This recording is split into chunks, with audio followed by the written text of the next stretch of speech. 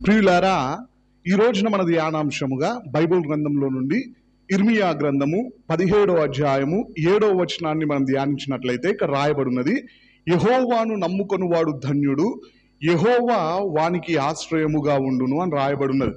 చూడండి ప్రియులారా, బైబిల్ గ్రంథం మొత్తములో దేవుడు నొక్కి చెప్పినటువంటి సత్యం ఇది. మనము దేవుణ్ణి నమ్ముకున్నట్లయితే మనము ధన్యులం అవ్వడానికి అవకాశం ఉన్నది. ఎందుకోసం అంటే దేవుణ్ణి నమ్మిన వారికి దేవుడే ఆశ్రయముగా ఉంటాడంట. దేవుని నామానికి స్తోత్రం, హల్లెలూయా. చూడండి ప్రియులారా, ఈ రోజున ఈ వాక్యాన్ని మనం ఆధారం చేసుకొని 4 విషయాల్ని మనం ధ్యానించబోతూ ఉన్నాం. అందులో మొదటిది ఏమిటి అంటే, మనము దేవుణ్ణి నమ్మితే ఏం జరుగుతుంది, రెండోదిగా మనం దేవుణ్ణి నమ్మకపోతే ఏం జరుగుతుంది, మూడోదిగా మనం గమనించినట్లయితే సగం నమ్మి సగం నమ్మకుండా ఉన్నట్లయితే ఏం జరుగుతుంది, నాలుగోదిగా నమ్మి దేవుణ్ణి విడిచిపెడితే ఏం జరుగుతుంది అనే 4 విషయాల్ని మనం ఈ రోజున ధ్యానించబోతూ ఉన్నాం. అందులో మొదటిగా, మనం దేవుణ్ణి నమ్ముకున్నట్లయితే మన జీవితంలో దేవుడు చేసేటువంటి కార్యాలు ఏమిటి అని మనం ఆలోచన చేసినట్లయితే, దేవాది దేవుడు వాక్యం ద్వారా ఇక్కడ తెలియపరుస్తూ ఉన్నాడు. యెహోవాను నమ్మినటువంటి వారు ధన్యులంట. ఎందుకోసం అంటే దేవుడే వారికి ఆశ్రయముగా ఉంటాడంట. ఏ విధంగా ఆశ్రయంగా ఉంటాడో దేవుడు తెలియపరుస్తూ ఉన్నాడు. చూడండి, ఆ మాటల్ని మనం ధ్యానించినట్లయితే 8వ వచనంలో రాయబడి ఉన్నది, వాడు జలముల యొద్ద నాటబడిన చెట్టు వలె నుండును, అది కాలువల ఓరను దాని వేళ్ళు తన్నును, వెట్ట కలిగినను దానికి భయపడదు, దాని ఆకు పచ్చగా నుండును, వర్షము లేని సంవత్సరమున చింత నొందదు, కాపు మానదు అని రాయబడినది. చూడండి, దేవుణ్ణి నమ్మినటువంటి వారిని ఒక చెట్టుతో దేవుడు పోలుస్తూ ఉన్నాడు. ఆ చెట్టు ఎక్కడ నాటబడింది అంటే జలముల యొద్ద నాటబడినదంట. ఆ జలములు ఎవరు అంటే దేవునికి సాదృశ్యంగా ఉన్నాయి. ఆ చెట్టు దేవుణ్ణి నమ్మినటువంటి మనందరికీ సాదృశ్యంగా ఉన్నది. మనం జాగ్రత్తగా అక్కడ గమనించినట్లయితే, వెట్ట కలిగినను అంటే ఎండ ఎంత తగిలినను ఆ చెట్టు భయపడుతుందా అంటే అస్సలు భయపడదు. దానికి చింత అనేది ఉండదు, దానికి బాధ అనేది ఉండదు, దానికి ఇబ్బంది అనేది ఉండదు. ఎందుకోసం అంటే దానికి అవసరమైనటువంటి నీళ్ళన్నీ కూడా దాని ప్రక్కనే దానికి ఆశ్రయముగా ఉన్నాయి. కాబట్టి ఎండాకాలంలో ఎన్ని ఎండలు కాచినను, ఒకవేళ వర్షాకాలంలో వర్షాలు కురియకపోయినను అది కాపు మాననే మానదంట, అది భయపడదంట, అది చింతనొందదంట. అంటే అది ఎల్లప్పుడూ ఫలభరితమైనటువంటి చెట్టులాగా ఉండడానికి అవకాశం ఉన్నది. కారణం ఏంటిది అంటే ఆ చెట్టుకు ఆశ్రయముగా నీళ్లున్నాయి. ఆ చెట్టుకు తోడుగా నీళ్లు ఏ విధంగా ఉండి సంరక్షిస్తూ ఉన్నాయో, దేవుణ్ణి నమ్మినటువంటి వారందరికీ దేవుడు ఆ విధంగా ఆశ్రయముగా ఉండి వారిని కాపాడుకుంటాడంట, వారికి తోడుగా ఉంటాడంట, వారి భయాల నుండి విడిపిస్తాడంట, వారికి ఉన్నటువంటి శత్రువుల మీద విజయాన్ని అనుగ్రహిస్తాడంట. వారికి చింత లేకుండా, వారికి ఇబ్బంది లేకుండా దేవుడు వారి ప్రతి అవసరాలను తీర్చడానికి అవకాశం ఉన్నదంట. చూడండి, ఈ మేలులన్నీ ఎప్పుడు జరుగుతాయి అంటే మనం దేవుణ్ణి నమ్మినప్పుడే. చూడండి ప్రియులారా, నేను ఇంతకు ముందే మనం దేవుణ్ణి నమ్మితే దేవుడు చేసేటువంటి 12 మేలులను వివరించడం జరిగినది. ఎవరైనా వాక్యాన్ని చూసి ఉండకపోతే డిస్క్రిప్షన్ లో లింక్ ఇస్తూ ఉన్నాను. ఆ వాక్యాన్ని చూసి మనం దేవుణ్ణి నమ్మితే ఏ విధమైనటువంటి సహాయములను పొందుకుంటాం, దేవుడు మనల్ని ఏ విధంగా కాపాడుకుంటాడో ఆ వాక్యంలో తెలుసుకోవలసిందిగా కోరుతూ ఉన్నాను. ఇక్కడ మనం జాగ్రత్తగా గమనించినట్లయితే, చెట్టుకు నీళ్లు తోడుగా ఉన్నప్పుడు, సమృద్ధిగా ప్రవహిస్తూ ఉన్నప్పుడు ఆ చెట్టు బాధ నొందకుండా, భయపడకుండా, చింత నొందకుండా ఎల్లప్పుడూ ఫలాలనిస్తూ ఏ విధంగా ఉంటూ ఉన్నదో, అదే విధంగా దేవుడు దేవుణ్ణి నమ్మిన వారికి ఆశ్రయంగా ఉంటాడంట. చూడండి ప్రియులారా, మనం బైబిల్ గ్రంథంలో కొంతమంది భక్తుల జీవితాలను గనక జ్ఞాపకం చేసుకున్నట్లయితే, ఉదాహరణకు విశ్వాసులకు తండ్రిగా పిలువబడినటువంటి అబ్రహాము భక్తుడు, అతడు దేవుణ్ణి నమ్మెను, అది అతనికి నీతిగా ఎంచబడును అని వాక్యంలో రాయబడినది. అబ్రహాము దేవుణ్ణి నమ్మినందుకు వాక్యంలో స్పష్టంగా రాయబడి ఉన్నది. ఆదికాండము 24వ అధ్యాయము 1వ వచనంలో మనం ధ్యానించినట్లయితే, అబ్రహాము బహుకాలము గడిచిన వృద్ధుడై ఉండెను, అన్ని విషయాలలో దేవుడు అబ్రహామును ఆశీర్వదించినాడంట. దేవుణ్ణి నమ్మినందుకు దేవుడు అబ్రహాముకు తోడుగా ఉండి అన్ని విషయాల్లో సహాయము చేస్తూ అన్ని రకాలుగా అభివృద్ధిలోనికి అబ్రహాము భక్తుడిని దేవుడు నడిపించినాడంట. చూడండి, కేవలం అబ్రహాము కుటుంబాన్ని మాత్రమే కాకుండా మనం జాగ్రత్తగా ఆలోచన చేసినట్లయితే ఆదికాండం 19వ అధ్యాయంలో సొదొమ గొమొర్రా ప్రాంతాల మీద దేవుడు అగ్ని గంధకములను కురిపిస్తూ ఆ పట్టణాలను నాశనం చేస్తూ ఉన్నప్పుడు దేవుని ఉగ్రత, దేవుని కోపం దిగి వస్తూ ఆ పట్టణస్థులను నాశనం చేస్తూ ఉన్నటువంటి ఆ సమయంలో కూడా బైబిల్ గ్రంథంలో ఓ చక్కని మాట రాయబడి ఉన్నది. దేవుడంట అబ్రహామును జ్ఞాపకం చేసుకొని లోతు కాపురం ఉన్నటువంటి స్థలాల మీద దేవుని ఉగ్రత రాకుండా, దేవుని కోపం దిగి రాకుండా లోతు కుటుంబాన్ని దేవుడు రక్షించినాడంట. అంటే తన కోపంలో కూడా అబ్రహామును దేవుడు జ్ఞాపకం చేసుకొని కరుణను చూపించినాడు, తన కృపను చూపించినట్టుగా బైబిల్ గ్రంథంలో మనకు కనిపిస్తూ ఉన్నది. అంటే అబ్రహామును మాత్రమే కాకుండా అబ్రహాము సహోదరుని కుమారుణ్ణి కూడా దేవుడు కాపాడినాడు. చూడండి, మన కుటుంబాల మీద దేవుని కరుణ ఉండాలి అంటే, దేవుని కృపకు మనం పాత్రులము కావాలి అంటే, దేవుని సహాయమును మనం పొందుకోవాలి అంటే, దేవుని ఉగ్రత మన కుటుంబాల మీదకి దిగి రాకుండా ఉండాలి అంటే మనం చేయాల్సినటువంటి పని ఏంటిది అంటే దేవుణ్ణి నమ్మాలా. అప్పుడు ఇక్కడే కాకుండా ఒకవేళ మనం మరణించిన దేవుని యొక్క రెండో రాకడొచ్చిన నరకానికి వెళ్లకుండా దేవుడు మనల్ని కాపాడడానికి అవకాశం ఉంటుంది, నువ్వు దేవుణ్ణి నమ్మితే. మరి రోజున మనం దేవుణ్ణి సంపూర్ణంగా విశ్వసిస్తూ ఉన్నామా? బైబిల్ గ్రంథంలో దేవుణ్ణి సంపూర్ణంగా విశ్వసించినటువంటి మరొక వ్యక్తి ఎవరు అంటే నోవాహు భక్తుడు. ఆయన అప్పటి వరకు ఆకాశము నుండి వర్షము కురవడం అనేది చూసి ఉండకపోయినా, ఆ మాటలు కూడా కనీసం విని ఉండకపోయినా, దేవుడు చెప్పడము ద్వారా దేవుని మీద విశ్వాసముతో 100 సంవత్సరాలు కష్టపడి ఒక ఓడను సిద్ధపరచుకున్నాడు. చూడండి, తత్ఫలితంగా దేవుణ్ణి నమ్మినటువంటి నోవాహును, అతనితో పాటు అతని కుటుంబీకులను ప్రపంచమంతటిని నాశనం చేస్తున్నటువంటి ఆ సమయంలో నోవాహు కుటుంబాన్ని దేవుడు కాపాడినాడు. దేవుని నామానికి స్తోత్రం, హల్లెలూయా. బైబిల్ గ్రంథంలో మరి ఎంతో మంది భక్తులు దేవుణ్ణి నమ్మి ఎన్నో రకాలుగా సహాయములు పొందుకున్నారు. ఉదాహరణకి దావీదు భక్తుడు, అతడు చేసినటువంటి యుద్ధాలన్నింటిలో, అతడు వెళ్ళిన ప్రతి చోట బైబిల్ గ్రంథంలో రాయబడినటువంటి మాట ఏంటిది అంటే, దావీదు ఎక్కడికి పోయినను యెహోవా అతనికి తోడై ఉన్నాడంట. దేవుడు దావీదు వెళ్ళిన ప్రతి చోట అతనికి ఆశ్రయముగా ఉన్నాడు. అతడు యుద్ధ రంగంలోనికి వెళ్తే యుద్ధ రంగంలో, తన నగరంలోనికి వస్తే తన నగరంలో, పొలంలోనికి వెళ్తే పొలంలో, మందిరంలోనికి వెళ్తే మందిరంలో, దావీదు భక్తుడు వెళ్ళిన ప్రతి చోట దేవుడు దావీదుకు ఆశ్రయముగా ఉండి, దావీదు వెళ్ళిన ప్రతి చోట దేవుడు కాపాడుకుంటూ వచ్చినట్లుగా బైబిల్ గ్రంథంలో మనకు కనిపిస్తూ ఉంటది. చూడండి, బైబిల్ గ్రంథంలో మన ఎంతో మంది భక్తులు దేవుణ్ణి సంపూర్ణంగా నమ్మడము ద్వారా ఎన్నో రకాల మేలులను పొందుకున్నారు, దేవుని సహాయములను పొందుకున్నారు, దేవుని ద్వారా దీవెనలను పొందుకున్నారు, దేవుని ద్వారా మేలులతో తృప్తిపరచబడ్డారు. మరి రోజున మన జీవితం ఏ విధంగా ఉన్నది? మందిరానికి వెళ్తున్నటువంటి మనము, ప్రతిరోజు ప్రార్థనలు చేస్తున్నటువంటి మనము దేవుణ్ణి పూర్తిగా విశ్వసిస్తూ ఉన్నామా, లేదంటే సందేహాలను కనుపరుస్తూ ఉన్నామా?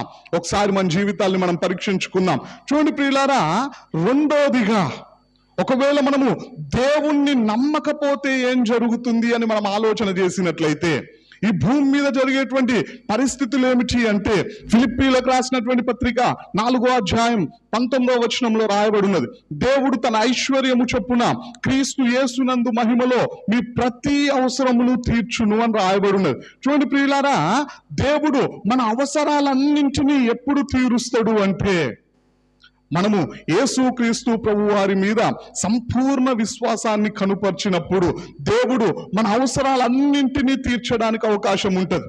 ఒకవేళ మనము నమ్మకపోతే జరిగేటువంటి పరిస్థితులు ఏమిటి అంటే, సహాయము చేసేటువంటి దేవుణ్ణి, కృప చూపించే దేవుణ్ణి, రక్షణను అనుగ్రహించే దేవుణ్ణి, మన మేలు కోసమే మన గురించి ఆలోచిస్తున్నటువంటి దేవుణ్ణి మనమే చేజార్చుకున్నటువంటి వారం అవుతాం. అంటే మనకు సహాయము దొరుకుతుందా అంటే ఇక్కడ దొరకదు, పరలోకంలో కూడా మనకు దొరకదు. ఖచ్చితంగా నరకానికే వెళ్ళడానికి అవకాశం ఉంటుంది మనం దేవుణ్ణి విశ్వసించకుండా ఉన్నట్లయితే. ఇక్కడ కూడా ఇబ్బందులలో, సమస్యలలో, బాధలలో, భయములలో దేవుడు కృప చూపించడానికి, దేవుడు సహాయము చేయడానికి, దేవుడు తన ఐశ్వర్యము చొప్పున క్రీస్తు యేసు నందు మహిమలో మన ప్రతి అవసరమును తీర్చడానికి సిద్ధంగా ఉన్నప్పుడు నువ్వు నమ్మకపోతే నీ అవసరాలు తీర్చబడే. నువ్వు నమ్మకపోతే నీకు మేలు జరగడానికి అవకాశం ఉండదు. నువ్వు నమ్మకపోతే దేవుని కృపకు నువ్వు పాత్రుడవు కాలేవు. నువ్వు నమ్మకపోతే పరలోకానికి చేరుకోలేవు, నరకానికే వెళ్ళడానికి అవకాశం ఉంటుంది. మరి రోజున మన పరిస్థితి ఏ విధంగా ఉన్నది? మనం సంపూర్ణంగా దేవుణ్ణి విశ్వసించగలుగుతూ ఉన్నామా, లేదంటే నమ్మడం లేదా? ఒకసారి మన జీవితాన్ని మనం పరీక్షించుకుందాం. చూడండి ప్రియులారా, మూడోదిగా మనం ఆలోచన చేసినట్లయితే ఈ రోజులలో చాలా మంది విశ్వాసులు ఈ స్థితిలోనే ఉంటారు. ఏ స్థితిలో ఉంటారు అంటే పూర్తిగా నమ్మే స్థితిలో ఉండరు, పూర్తిగా నమ్మని స్థితిలో కూడా ఉండరు. ఎక్కువ శాతం మంది ప్రజలు సగం నమ్ముతారు, సగం నమ్మకుండా జీవిస్తూ ఉంటారు. అంటే విశ్వాసం ఉంటది, అవిశ్వాసం కూడా వారిలో కనిపిస్తూ ఉంటది.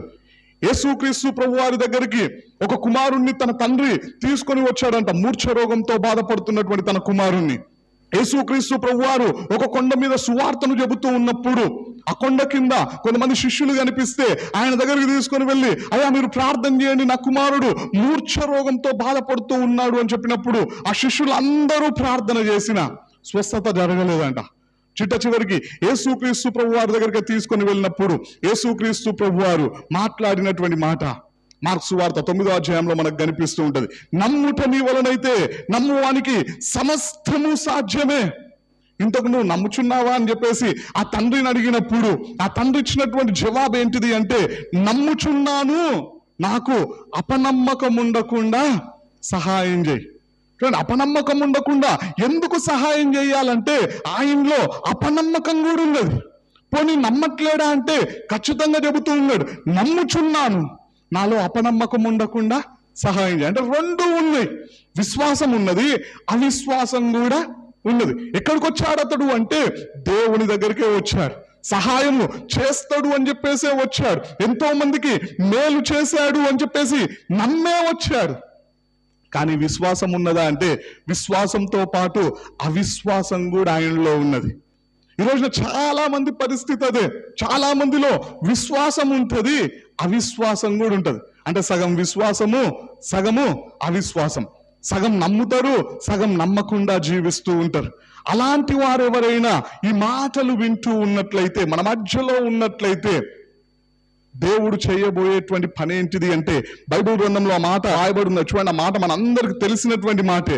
ప్రకటన గ్రంథము 3వ అధ్యాయము 16వ వచనంలో మనం ధ్యానించినట్లయితే, నీవు వెచ్చగానైనను చల్లగానైనను ఉండక నిలివెచ్చనగా ఉన్నావు గనక నేను నిన్ను నా నోట నుండి ఉమ్మివేయనుద్దేశించుచున్నాను అని రాయబడినది. నువ్వు చల్లగా ఉండకుండా, ఇటు వెచ్చగా ఉండకుండా నిలువెచ్చని జీవితాన్ని జీవిస్తూ ఉన్నావు కాబట్టి, ఇటు దేవుణ్ణిలో ఉండకుండా అటు లోకంలో ఉండకుండా అక్కడ సగం ఇక్కడ సగం బ్రతుకుతూ ఉన్నావు కాబట్టి దేవుడు చేయబోయేటువంటి పని ఏంటిది అంటే తన నోటిలో నుండి ఉమ్మి వేస్తాడంటండి. అంటే దేవుడు వారిని విసర్జించే అవకాశం ఉన్నది. వారు ఎన్నిసార్లు ప్రార్థించినా, దేవుని కృప కొరకు ఎంతగా కనిపెట్టినా, దేవుని సహాయం కొరకు వారు ఎంతగా ప్రయాసపడి అడిగినా దేవుడు పట్టించుకుంటాడా అంటే అలాంటి వారి ప్రార్థన పట్టించుకోడు. ఎందుకోసం అంటే ప్రభువు స్పష్టంగా చెబుతూ ఉన్నాడు, నువ్వు చల్లగా లేవు, వెచ్చగా లేవు, నిలువెచ్చగా ఉన్నావు కాబట్టి నిన్ను నా నోటిలో నుండి ఉమ్మివేయను ఉద్దేశించుచున్నాను. ఇలాంటి వాళ్ళు బైబిల్ గ్రంథంలో కూడా కొంతమంది మనకు కనిపిస్తూ ఉంటారు. ఉదాహరణకి ఒక వ్యక్తి గురించి మనం ఆలోచన చేసినట్లయితే సమూయేలు మొదటి గ్రంథము 15వ అధ్యాయంలో సౌలు రాజు మనకు కనిపిస్తూ ఉంటాడు. చూడండి, ఆయనతో దేవుడు తెలియపరిచినటువంటి మాట ఏంటిది అంటే 15వ అధ్యాయము 23వ వచనంలో మనం ధ్యానించినట్లయితే, తిరుగుబాటు చేయుట సోద చెప్పుటయను పాపముతో సమానము, మూర్ఖత్వము అగుపరుచుట మాయా విగ్రహము గృహదేవతలను పూజించుటతో సమానము. యెహోవా ఆజ్ఞను నీవు విసర్జించితివి గనక నీవు రాజుగా ఉండకుండా ఆయన నిన్ను విసర్జించెను అని రాయబడినది. ఇక్కడ మనం ధ్యానించినట్లయితే సౌలు రాజుతో సమూయేలు ప్రవక్తను పంపించి తెలియపరుస్తున్నటువంటి మాట, అయ్యా నువ్వు దేవుని ఆజ్ఞను విసర్జించినవు కాబట్టి నువ్వు రాజుగా ఉండకుండా దేవుడు నిన్ను విసర్జించినాడు. ఎందుకోసం తెలుసా? సౌలు రాజుకు తెలియదా ఆయన వెళ్ళిన చోట ఏ పని చేయాలో అంటే? ప్రారంభ వచనాలను మనం ధ్యానించినట్లయితే మనకు అర్థమవడానికి అవకాశం ఉంటుంది. సమూయేలు ప్రవక్తను పంపించి అమాలేకీయులతో యుద్ధానికి వెళ్ళినప్పుడు నువ్వు చేయాల్సినటువంటి పని ఏంటిది అంటే, కనికరం అనేది చూపించకుండా నీకు కనిపించే ప్రతిదానిని నాశనం చేసి తిరిగిరా అంటే, క్రొవ్విన పశువులను బలిష్టమైన వాటన్నింటినీ ప్రక్కన పెట్టి బలహీనమైన పశువులన్నింటినీ నాశనం చేసి అమాలేకుల రాజును కూడా వెంట పెట్టుకొని వస్తూ ఉన్నాడంట. దేవుని మాటను తిరస్కరించినాడు, దేవుని మాటకు విలువివ్వలే, దేవుని మాటను విసర్జించినాడు. కాబట్టి ప్రభు ఆయనతో మాట్లాడుతూ ఉన్నాడు, నిన్ను రాజుగా ఉండకుండా దేవుడు కూడా విసర్జించినాడంట. ఆయన ఎంతో ప్రార్థించినా, దేవుని కృప కొరకు ఎంతగానో వేడుకున్నా మళ్ళీ జవాబు వచ్చిందా అంటే రానే రాలే. దేవుడు సౌలును ప్రక్కన పెట్టేసి దావీదును ఎన్నుకున్నట్టుగా బైబిల్ గ్రంథంలో మనకు కనిపిస్తూ ఉంటది. చూడండి, తర్వాత కాలంలో ఫిలిష్తీయులు ఆయనతో యుద్ధానికి వచ్చినప్పుడు నేను యుద్ధానికి వెళ్ళన్నా వద్దా ప్రభు అని చెప్పేసి పలు రకాలుగా ప్రార్థించిన దేవుడు ఆ రోజులలో ఏ విధంగా జవాబునిస్తాడో అన్ని రకాల ప్రయత్నాలు చేసిన, ప్రవక్తల ద్వారా కావచ్చు, ఊరిమి ద్వారా కావచ్చు, స్వప్నము ద్వారా కావచ్చు, దేవుడు అసలు జవాబే ఇవ్వలేదంట. ఎన్ని రకాలుగా ప్రయత్నించినా సౌలు రాజు ప్రార్థనని దేవుడు పట్టించుకోలేదండి. కారణం ఏంటిది అంటే దేవుడు అతన్ని విసర్జించినాడంట. మరి రోజున మన పరిస్థితి ఏ విధంగా ఉన్నది? ఆయన లోబడలేదా అంటే సగం లోబడ్డాడు, సగం లోబడలే. ఈ రోజున మనలో కూడా చాలా మంది సగం విశ్వసిస్తారు, సగం విశ్వసించకుండా జీవిస్తూ ఉంటారు. మనము దేవుని మీద విశ్వాసముతో బ్రతికితే దేవుడు చెప్పే ప్రతి మాటకు లోబడతాం. కొన్ని విషయాల్లో మనం లోబడడం లేదు అంటే మనం గుర్తించాలా, కొన్ని విషయాలలో మనం అవిశ్వాసాన్ని కనుపరుస్తూ ఉన్నామని చెప్పేసి. మరి రోజు మన పరిస్థితి ఏ విధంగా ఉన్నది? బైబిల్ గ్రంథంలో ఏలీ ప్రవక్త యొక్క కుమారులు కూడా మనకు కనిపిస్తూ ఉంటారు. వారికి దేవుని పద్ధతులు తెలియదా అంటే తెలుసు కాబట్టే వాళ్ళు యాజకులుగా పనిచేస్తూ ఉన్నారు. కానీ భయం ఉందా అంటే లేదు, భక్తి ఉందా అంటే లేదు, దేవునికి లోబడే మనసు ఉందా అంటే లేదు, దేవుని మీద విశ్వాసం ఉన్నదా అంటే లేదు. కొన్ని దేవుణ్ణి విడిచిపెట్టి వెళ్ళిపోయారా అంటే మళ్ళీ దేవుని మందిరంలోనే ఉండి యాజకులుగా పనిచేస్తూ ఉన్నారంట. వాళ్ళ పరిస్థితి ఏ విధంగా ఉన్నదంటే ఏలీ కుమారులు యెహోవాను ఎరుగని వారై బహు దుర్మార్గులై ఉన్నారంట. ఎంత దుర్మార్గంగా ప్రవర్తిస్తూ ఉన్నారో బైబిల్ గ్రంథంలో మనకు కనిపిస్తూ ఉంటది. విశ్వాసులు తమ అర్పణలు అర్పించడానికి కూడా అసహ్యం కలిగే విధంగా వారు ప్రవర్తించినారంట. బల్లర్పించడానికి కూడా చాలా మంది వెనుకకు వెళ్ళిపోయినారంట. కారణం ఎవరు అంటే ఏలీ ప్రవక్త యొక్క కుమారులు. దేవుని గురించి అన్నీ తెలిసిన, విశ్వాసము లేకుండా, విధేయత లేకుండా, భయభక్తులు లేకుండా వారి ఇష్టానుసారంగా ప్రవర్తించినారు. ఏలీ ప్రవక్త కూడా వారిని మందలించలేదు, ఏలీ ప్రవక్త కూడా వారికి బుద్ధి చెప్పలేదు. ఏలీ ప్రవక్తనైనా వారిని యాజకత్వం నుండి తొలగించకుండా దేవుని కంటే ఎక్కువగా తన కుమారులకు విలువివ్వడం ద్వారా, తన కుమారులను గొప్ప చేయడం ద్వారా ఆ కుటుంబం అంతా నష్టాన్ని మూటగట్టుకున్నట్టుగా బైబిల్ గ్రంథంలో మనకు కనిపిస్తూ ఉంటది. ఆదికాండం 19వ అధ్యాయంలో లోతు భార్య కూడా మనకు కనిపిస్తూ ఉంటది. చెప్పలేదా వారికి అంటే స్పష్టంగా చెప్పినాడు, మీరు వెనుకకు తిరిగి చూడొద్దు అని చెప్పేసి. దేవుని మాటలు తెలిసిన విశ్వసించకుండా, వెనుతిరిగి చూడకుండా, ముందుకే పరుగెత్తకుండా లోతు భార్య వెనుతిరిగి చూసి ఉప్పు స్తంభం అయిపోయినది. చెప్పుకుంటూ పోతే ఎంతో మంది విశ్వాసుల జీవితం మనకు బైబిల్ గ్రంథంలో కనిపిస్తూ ఉంటది. సగం బ్రతికి, సగం విశ్వాసంతో, సగం అవిశ్వాసంతో, సగం విధేయతతో, సగం అవిధేయతతో బ్రతికి నష్టాన్ని మూటగట్టుకున్నటువంటి వారు ఎంతో మంది భక్తులు ఉన్నారు బైబిల్ గ్రంథంలో. ఈ రోజున నీ పరిస్థితి ఏ విధంగా ఉన్నది? నీవు కూడా సగం విశ్వాసం సగం అవిశ్వాసం, సగం లోబడుతూ సగం లోబడకుండా ఉన్నట్లయితే వాక్యం ద్వారా ప్రభువు నీతో మాట్లాడుతూ ఉన్నాడు. నువ్వు చల్లగా ఉండకుండా, వెచ్చగా ఉండకుండా, నులివెచ్చగా ఉంటే దేవుడు తన నోటిలో నుండి నిన్ను ఉమ్మి వేస్తాడంట. నీ ప్రార్థనను పట్టించుకోడు దేవుడు. చూడండి, నువ్వెంత ప్రార్థించినా వ్యర్థం అవ్వడానికి అవకాశం ఉంటుంది. పరలోకానికి కూడా అలాంటి వారు చేరే అవకాశం లేదు. మరి రోజున నీ పరిస్థితి ఏ విధంగా ఉన్నది? ఒకసారి మన జీవితాన్ని మనం పరీక్షించుకుందాం. చూడండి ప్రియులారా, నాలుగోదిగా మనము దేవుణ్ణి నమ్మి విడిచిపెట్టినట్లయితే మన పరిస్థితి ఏమిటి అని మనం బైబిల్ గ్రంథంలో నుండి ఆలోచన చేసినట్లయితే, యేసుక్రీస్తు ప్రభువారు ఈ లోకంలో జీవిస్తూ ఉన్నటువంటి రోజుల్లో చెప్పినటువంటి మాటల్ని మనం ధ్యానించినట్లయితే, మత్తయి సువార్త 12వ అధ్యాయం 43వ వచనం నుండి రాయబడినది. మనందరికీ తెలిసినటువంటి మాటలే ఇవన్నీ కూడా. చూడండి, అక్కడ రాయబడినది, అపవిత్రాత్మ ఒక మనుష్యుణ్ణి వదిలిపోయిన తర్వాత అది విశ్రాంతి వెదుకుచు నీరు లేని చోట్ల తిరుగుచుండును. విశ్రాంతి దొరకనందున నేను వదిలి వచ్చిన ఇంటికి తిరిగి వెళ్ళుదును అనుకొని వచ్చి ఆ ఇంట ఎవరునూ లేక అది ఊడ్చి అమర్చి ఉంట చూచి వెళ్ళి తనకంటే చెడ్డవైన మరి 7 దయ్యములను వెంటబెట్టుకొని వచ్చును. అవి దానిలో ప్రవేశించి అక్కడనే కాపురం ఉండును అని రాయబడినది. ఇక్కడ మనం జాగ్రత్తగా గమనించినట్లయితే, మనం దేవుణ్ణి నమ్మినప్పుడు మనలో ఉన్నటువంటి దురాత్మ వెళ్ళిపోయినది బయటికి. దేవుడు దురాత్మలను వెళ్ళగొట్టినాడు. మన హృదయం ఖాళీ చేయబడింది. ఇప్పుడు మనం చేయాల్సినటువంటి పని ఏంటిది అంటే, మన హృదయంలోనికి దేవుణ్ణి ఆహ్వానించాలా, దేవుని ఆత్మతో మనం నింపబడాలా, దేవునికి లోబడుతూ దేవుని మార్గంలో మనం నడిచే వారంగా ఉండాలా. మన హృదయాలలో దేవునికి చోటు ఇవ్వాలా. ఒకవేళ మన హృదయంలో దేవునికి చోటు ఇవ్వకుండా, వాక్యానికి చోటు ఇవ్వకుండా, దేవుని ఆత్మతో నింపబడకుండా మన హృదయము ఖాళీగా ఉన్నట్లయితే మనలో నుండి వెళ్ళిపోయినటువంటి దురాత్మ విశ్రాంతి కోసం వెదుకుచు చిట్ట చివరికి మళ్ళీ మన దగ్గరికే వస్తుందంట. వాడు వచ్చేసరికి మన హృదయంలో దేవుడు ఉండాల. ఒకవేళ మన హృదయము ఖాళీగా ఉన్నట్లయితే, ఎందుకంటే దేవుడు దురాత్మను వెళ్ళగొట్టినప్పుడు మన హృదయంలో ఉన్నటువంటి పాపమంతటిని దేవుడు కడిగి వేశాడు. దేవుడు మనకు రక్షణ భాగ్యాన్ని అనుగ్రహించినాడు. అప్పుడు దేవునికి మనం చోటు ఇవ్వకుండా ఖాళీ హృదయముతో మనం జీవిస్తూ ఉన్నట్లయితే సాతానుగాడు చూసంట వాడు చేయబోతున్నటువంటి పని ఏంటిది అంటే, వాడు వెళ్ళి వాడికంటే చెడ్డ దయ్యాలను 7 దయ్యాలను ఎండబెట్టుకొస్తాడంట. వీడొకడు, మొత్తం కలిపితే 8 దయ్యాలు. ఆ 8 దయ్యాలు వచ్చి వానిలో కాపురం ఉంటాయంట. అందుకే అక్కడ రాయబడింది 45వ వచనంలో, అందుచేత ఆ మనుష్యుని కడపటి స్థితి మొదటి స్థితి కంటే చెడ్డదవుతుందంట.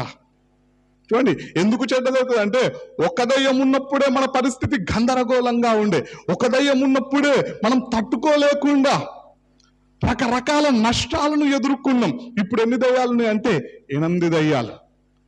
వాడి ఇష్టం వచ్చినట్లుగా, ఎవరికి నచ్చినట్లుగా వారు మనల్ని ఒక ఆట ఆడుకోవడానికి అవకాశం ఉంటుంది. చిట్ట చివరికి నరకానికి ఈడ్చుకొని వెళ్ళడానికి అవకాశం ఉంటుంది. చూడండి, ఇది ఎప్పుడు జరుగుతుంది అంటే, నమ్మి వదిలిపెడితే, నమ్మినటువంటి మనము, విశ్వసించినటువంటి మనము మన హృదయము ఖాళీగా ఉంచుకున్నట్లయితే, దేవునికి చోటివ్వకుండా ఉన్నట్లయితే, వాక్యానికి విధేయత చూపించకుండా ఉన్నట్లయితే, మన హృదయము ఖాళీగా ఉన్నట్లయితే, మనం దేవుణ్ణి నమ్మి విడిచిపెట్టినా ఖాళీగానే ఉంటాడు. సాతాను గారు చూసి 7 దయ్యాలను వెంట పెట్టుకొని వస్తాడంట. అందుకే ప్రభు మాట్లాడుతూ ఉన్నాడు, ఇదిగో తలుపు నొద్ద నిల్చుండి తట్టుచూ ఉన్నాడంట దేవుడు. ఎవరైనా సరే దేవుని స్వరాన్ని విని తలుపు తీస్తే దేవుడు మనం దేవునితో కలిసి భోజనం చేయడానికి అవకాశం ఉంటుంది. దేవుని శాంతితో, దేవుని సమాధానముతో, దేవుడిచ్చే సంతోషముతో నింపబడడానికి అవకాశం ఉంటుంది. ఎన్ని కష్టాలున్నా, ఎన్ని సమస్యలున్నా, ఎన్ని శోధనలున్నా దేవుడు వాటి మీద విజయాన్ని మనకు అనుగ్రహించడానికి అవకాశం ఉంటుంది. చక్కటి మార్గంలో మనల్ని నడిపించడానికి అవకాశం ఉంటుంది. చూడండి, చిట్ట చివరికి పరలోకానికి మనల్ని చేర్చడానికి అవకాశం ఉంటుంది. ఎప్పుడు అంటే, మనలో దేవునికి చోటిచ్చినప్పుడు, మనం దేవునిలో విశ్వాసంతో ముందుకు సాగుతూ ఉన్నప్పుడు. ఒకవేళ విశ్వాసంలో దిగజారి దేవుణ్ణి విడిచిపెడితే సాతాను గారు చూసి 7 దయ్యాలని, వీనికంటే చెడ్డవి, 8 దయ్యాలు వచ్చి మనలో నివసించి మనల్ని ఇంకా భ్రష్టులుగా, మూర్ఖులుగా, రకరకాల ఇబ్బందులు పెడుతూ నరకానికి తీసుకొని వెళ్ళడానికి అవకాశం ఉంటుంది.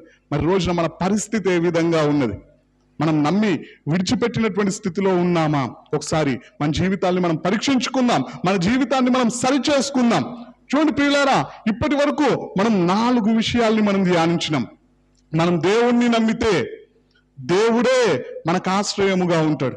రెండోదిగా, మనం దేవుణ్ణి నమ్మకపోతే ఆశ్రయముగా ఉండే దేవుణ్ణి మనమే వద్దనుకుంటూ ఉన్నాం. కాబట్టి చిట్ట చివరికి నరకానికి వెళ్ళడానికి అవకాశం ఉన్నది. మూడోదిగా, సగం నమ్మి సగం నమ్మకుండా ఉన్నట్లయితే దేవుడు అలాంటి వారిని తన నోటిలో నుండి ఉమ్మివేయడానికి అవకాశం ఉన్నది. నాలుగోదిగా, నమ్మి వదిలిపెడితే 8 దయ్యాలు మనలో నివసించడానికి అవకాశం ఉన్నది. మన స్థితి మొదటి స్థితి కంటే కడపటి స్థితి భయంకరంగా మారడానికి అవకాశం ఉన్నది. మరి రోజున మన పరిస్థితి ఏ విధంగా ఉన్నది? ఈ 4 గుంపుల్లో మనం ఏ గుంపులో ఉన్నాం? ఒకసారి మన జీవితాన్ని మనం పరీక్షించుకుందాం. ఈ రోజు నుండైనా విశ్వాసమునకు కర్త అయిన యేసుక్రీస్తు ప్రభువారి వైపు చూస్తూ సంపూర్ణ విశ్వాసాన్ని కనుపరుస్తూ విశ్వాసంతో మన విశ్వాస యాత్రలో కొనసాగుదాం. దేవుని సహాయాన్ని పొందుకుందాం. దేవుని రాకడకు మనం అందరం సిద్ధపడదాం. ఈ కొద్ది వాక్యాన్ని దేవుడు దీవించునుగాక. ఆమేన్.